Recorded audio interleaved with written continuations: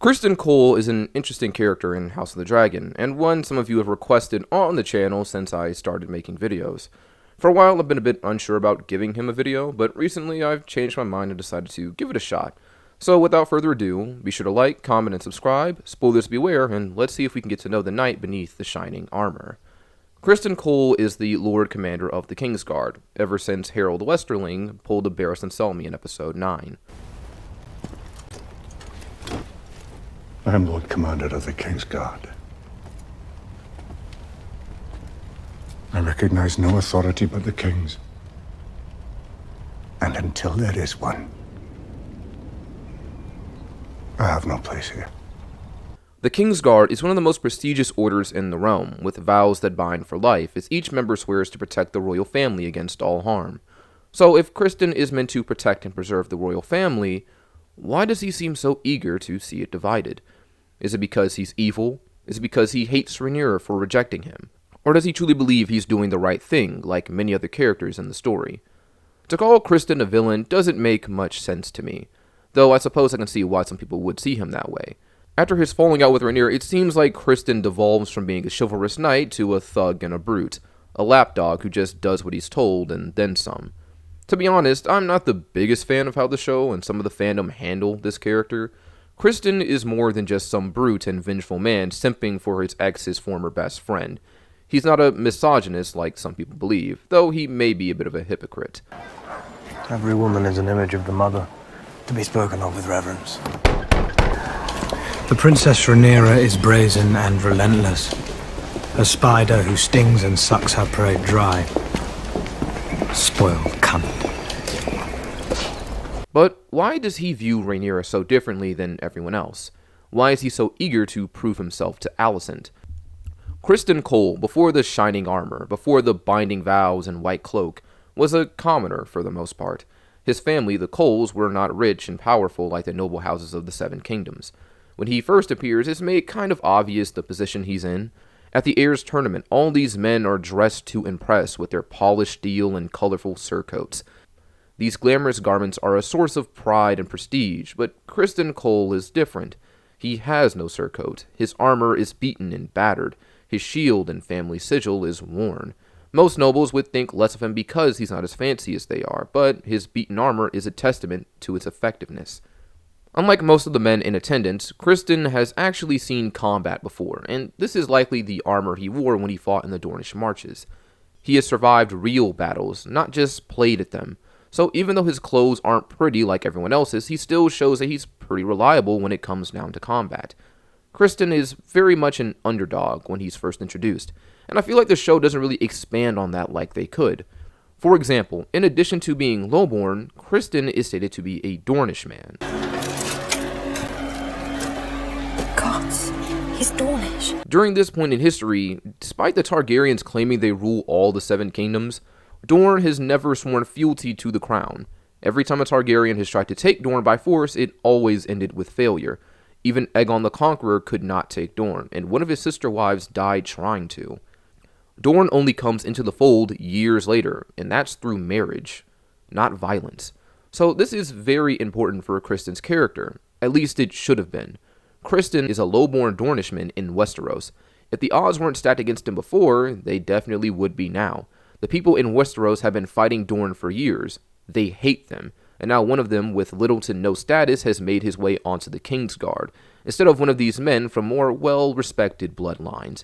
Even if they don't show it or reference it in the show, I'm sure that Kristen has faced his fair share of discrimination and adversity. Often we focus on Rhaenyra's plight, being a girl in position to obtain what can only be described as absolute power, and the world is against her because she's a woman. But in all honesty, and I know some people are going to get upset over this, Kristen is definitely one of those people who has it worse, even before his mishap with Rhaenyra.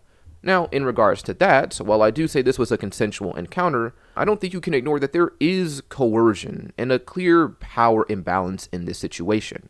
Rhaenyra has all the cards here, whether you realize it or not. This is not me trying to make her out to be a villain in any way, it's just simply the truth as I see it. While I do believe that Kristen does have an attraction to Rhaenyra, I also believe there is a slight fear of her as well. Rhaenyra is the one who put him on the Kingsguard, and with one word to her father, she could have him removed. Or if you want to take a darker turn, Rhaenyra could easily get him killed. If he denied all her advances, who's to say she wouldn't conjure a tale about what really happened? And now all of a sudden, Kristen has been marked for execution. Of course, I hear you in the comments, Rhaenyra would never do that, and I'm sure that's true. But as I mentioned in my Alicent video, the weight of the crown is a terrifying thing. Alicent didn't want to marry Viserys, but in all honesty, she truly had no choice. Even if you ignore the pressure from her father, if Viserys says he wants to marry you, who are you to refuse? He's the king who heads a house of dragon riders, and with one word can strip your family of all power and burn you alive if he so desires. We know he wouldn't do that, and maybe to a degree the characters do as well, but there will always be that fear, that what if. It was there for Alicent, and I believe it was there for Kristen too. This is the princess, his benefactor. There's a lot more at play for him than Rhaenyra, who just wants to have a good time. So much so that she's willing to continuously endanger herself, her position, and this man's life. Kristen has worked his entire life to get where he is now, and the people of Westeros probably don't even think he deserves this position. Even with his skills, the Kingsguard is also like a political game in its own right. Of course, you want the king to be safe, but as I said earlier in the video, the Kingsguard is a prestigious and honorable order. It's a chance to strengthen alliances and gain political ties as well. Kristen is tied to no one but Rhaenyra. One wrong move and he could lose it all, and I believe that's the core of his character. Kristen has never had it easy, so he truly values what he's given. His name, his honor, it means everything to him. Kristen isn't just an underdog, he's also a cultural outcast, despite his usually unwavering loyalty. He worked so hard to make something of himself in a country that most likely hates him because he's Dornish, and then he ruined himself for Rhaenyra, this woman who has complete control over his life, whether you realize it or not. Then after dishonoring himself, he tries to make amends, to marry Rhaenyra, and this is a decision made more so out of honor than it is out of love, like some people believe. He deflowered the princess, and marriage is a way for him to redeem himself. It's not that far-fetched of an idea, because this is something that happens in real life as well. Sometimes when a woman gets pregnant, a man decides to marry them, or is forced by their family to marry her, because that's the honorable thing to do. So it makes Rhaenyra's refusal all the more painful, because in a way, it's like she's spitting on his honor, and then further steps on it by saying that they can just keep sleeping together, despite all the danger. So Kristen, Laenor and I have an understanding. I've granted him leave to pursue his own interests, and in turn he's granted me the same. So you want me to be your whore? Kristen has put his very life on the line for her. He's risking torture, castration, and even death. He's not some degenerate like most people think he is. Kristen is an honorable man, and up to this point he's always done right by Rhaenyra, and let his appreciation of her support of him known. But this is too much. He's broken his vows, stained his white cloak with the blood of the princess's maidenhood. I took an oath as a knight of your king's guard, an oath of chastity. I've broken it. I've soiled my white cloak. It is the only thing I have to my fucking name. I thought if we were married, I might be able to restore it. And Rhaenyra isn't able to understand the weight this holds for him. Unlike him, she has a father, a family that she can hide behind. Kristen is alone, and this is probably why he ends up siding with Alicent later on. I know a lot of people just think he switched up out of the blue, but that's not the case. After his escapade with Rhaenyra, the guilt has essentially been eating him alive this entire time. The regret of what he's done. The shame he's brought on his family, and with seemingly no way to redeem himself for such a transgression. Then Alicent shows up and essentially says that she suspects something happened. He believes she's referencing him and immediately owns up to the act. Now, would he have done this even if he wasn't under pressure is up for debate, but he still does it. Despite the consequences, all he asks for is a quick death. It is no excuse. My oath has been broken. I have dishonored myself. I deserve no consideration. But if, as a clement queen, you are inclined to pity, I would ask only this. That rather than gelding me and having me tortured, you would sentence me mercifully to death. He's resigned himself to his fate and ready to accept his punishment, but instead of chastising and cursing him, Alicent just sends him on his way, and this does his mental state no favors. He's not pardoned or punished, he's given no solution to the problem he's facing, and so he's left to wonder. Has anyone else ever been in that situation, seen or felt how stressful that can be on a person? Not being able to know the outcome of something and being left to your own thoughts, to helplessly wonder. People see Kristen attacking Joffrey as this jealous rage with no real thought behind it, but in reality, I think this is Kristen's breaking point. Having been strung along by Rhaenyra, having to deal with the constant guilt, shame, and anger on his own, there's nowhere for him to turn. This is his most vulnerable point, his lowest point. Then this random guy comes along and basically taunts him, unaware of how this whole situation is draining on him. This is the lowest point in his life, and people are just acting like it's Tuesday, and no one is offering any kind of help or comfort. So it wears and tears until he snaps and bashes in Joffrey's face like he's a pumpkin, staining his white cloak once again with the cold blood of murder. Kristen has forever dishonored himself and sees no light at the end of the tunnel, no chance for redemption, so he resolves to end his own life. For if he cannot find honor among the living, maybe he'll find it in death. At least, that's how I interpret the situation. Saying it was just a violent, jealous rage really does the character a disservice in my eyes.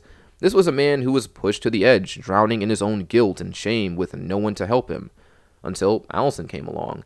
Now, this is where I have to say, as much as I like House of the Dragon, it really could have benefited from more episodes. Not too many, but just 3 more. 1 episode before each major time skip in the story. There are certain things that happen that just get skipped over, I believe, and don't get the time they need to breathe. So when we flash forward, we're left a little confused about what's happening sometimes. It would have been nice if episode 3, instead of skipping ahead 3 years, was an episode dealing with the fall of Viserys' decision to marry Alicent, showcasing the deteriorating relationships between Rhaenyra and her friend and father. Maybe even shedding more light on Alicent's situation, showcasing her regrets but being pushed on by her father despite her grievances all the same. And it would have been nice if in episode 6, instead of skipping ahead 10 years, we saw the fallout of Kristen's actions, and saw how he escaped punishment for murder. In fact, it would have been great to see how exactly Alicent convinced him not to take his own life. Say what you will, but Kristen was a man all but resigned to his fate, ready to enact punishment on himself if no one else would. But somehow, Alicent convinced him otherwise. Of course, I can only speculate as to what happened, but I think Alicent offered Kristen the one thing he wanted most. A chance to redeem himself, a chance at honor once again, to wash out the stains on his white cloak, a second chance at life. Alicent and Kristen are like kindred spirits, given that they've both been used by people in higher positions of authority than themselves. For Alicent, it was her father, and Viserys, being forced to endure a life she never wanted for herself. For Kristen, it was Rhaenyra. He broke his vows, endangered his life for her. Consensual or not, he felt used, and Rhaenyra wanted to continue using him for gratification despite the ramifications it would have on his life. And that's the thing with some of these Targaryens. War has been caused because they like to play dangerous games, like Daemon does with Mysaria, implicating her in his lies even though they could very well get her killed. His men might not put the prince's head on a spike, but what would they do with the Commoner he claims he's taken to wife and made with child? You're safe with me, I swear it. You are Targaryen. You can afford to play your stupid games with the king, but I cannot. Kristen and Alicent are no different, so I suppose it's no wonder that they get along so well in the future. And no, I don't think it's because they're in love, if you're wondering. Kristen, after the time skip, has become Alicent's protector, and is pretty devoted to her and her children. And if they didn't already, this is around the time people in the fandom start seeing him as a jerk because of how he talks about Rhaenyra and treats her kids. He's not verbally or outwardly disrespectful towards the kids, but he is negligent of them during things like training and does encourage violence. And I don't know if anyone else notices this, but Kristen says something pretty sly during training. You dare put hands on me! They're gone! You forget yourself, Strong. That is the prince. Maybe I'm reading into it, but he calls Aegon the prince. Not a prince, since that's technically what he is, as Rhaenyra is the heir at the moment. The way he says it is like, this is the guy. The one person you can't put your hands on. It's like a slick way of letting it be known where his loyalties lie, who he believes deserves to sit on the throne. He's okay with violence towards Rhaenyra's sons, but Aegon is different. I hate the narrative that Criston Cole is just a brute, when he actually is pretty clever, If anyone's a brute, it's Harwin Strong. He's so easily baited into confrontation. And people really think he won because he punched Kristen a few times. And what's also funny is that this fight actually ended differently in the books. In the books, Kristen actually beats Harwin, and after humiliating him says that instead of break bones, he should be called broken bones. If that had happened in the show, I'm sure he'd be hated even more than he is already. But also, in regards to some cut content, in the books, Criston Cole is also known as Kristen the Kingmaker. He's the one who puts the crown on Aegon's head and actually convinces him to take it in the first place. Kristen also had a speech that we didn't get to hear in the show, and it goes something like this. "Seven save this realm if we seat a bastard on the Iron Throne. They will turn the Red Keep into a brothel. No man's daughter will be safe, nor any man's wife. Even the boys. We know what Laenor was." He just completely disses Team Black, and I can already imagine the outrage that we would have gotten had he said that in the show. I mean, we do get a tidbit of that, but it's not as effective. The crown of the conqueror, passed down through generations. Let the seven bear witness. Aegon Targaryen is the true heir to the Iron Throne. I think that would have been a cool addition to the show, honestly, to see Aegon still resisting his fate until he's convinced otherwise by others. Not just with a shiny dagger or the cheers of thousands, but a man who can actually level and relate to him. It would make sense since Viserys wasn't that great of a father, as I mentioned repeatedly on this channel. You can blame Otto or Alicent or whoever else, but Viserys' favoritism is what really divided his family. He has all this energy for Rhaenyra and her children, but not his other children, unless it's to yell at them. So with Alicent's sons lacking that father figure, it would make sense if Kristen actually filled that role, kind of like how Daemon does with Rhaenyra's kids. It would have added some layers to his character, made him seem more human and decent. The thought of seeing Kristen open up to Aegon about the struggles he faced and how he overcame them to convince him to take the throne would have been great TV.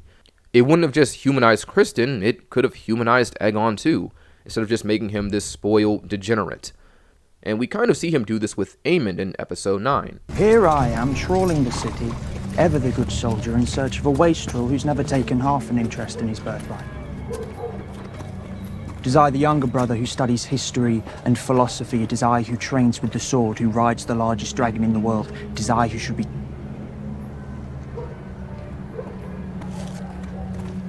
I know what it is to toil for what others are freely given. Here, Aemond confides in Criston Cole about his misgivings and ambitions, and I think it shows just how much trust he has with this guy. This is treason to say the least, and yet he feels comfortable enough to speak about it with him. And that speaks to their relationship. Not to mention, Aemond is probably his best student, even if he is his only student. So there are layers to Criston Cole beyond vengeance, jealousy, and violence. There's guilt, shame, a need for honor and redemption. He's more than a thug or a jilted lover. He's definitely not a hero, but I wouldn't call him a villain either.